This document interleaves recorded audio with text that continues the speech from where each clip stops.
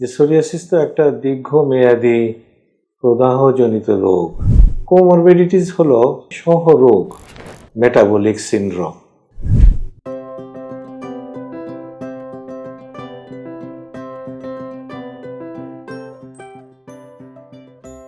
আমি psoriasis awareness ক্লাবের তরফ থেকে আজকে কিছু কথা বলবো সোরিয়াসিস সম্বন্ধে এবং সোরিয়াসিস রোগীদের জন্য। আমি আজকে মেইনলি কথাটা বলবো যে সোরিয়াসিস তো একটা দীর্ঘমেয়াদী প্রদাহজনিত রোগ, যা সহজেই ভালো হয় না এবং এটাকে নিয়ন্ত্রণ করে রাখতে হয়। যেহেতু এটা একটা প্রদাহজনিত রোগ, সেহেতু আমরা এই রোগটার সাথে আরও অন্যান্য কি ইনফ্লামেটরি বা প্রদাহজনিত রোগ আছে সেটার একটা সম্পর্কিততা আছে।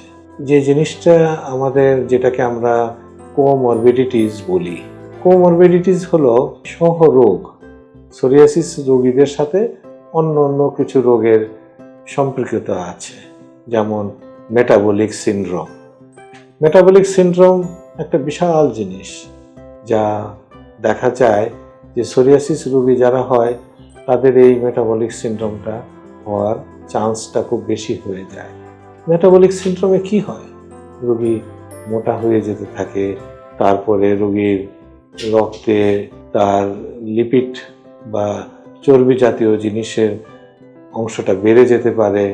দেখা যায় যে রোগী ডায়াবেটিস হওয়ার সম্ভাবনাও বেড়ে যায়। এই সমস্ত সমস্যাগুলা এই মেটাবলিক সিনড্রোমে দেখা দেয় এবং সোরিয়াসিস রোগীরা এই সমস্ত সমস্যাতে আক্রান্ত হতে পারে।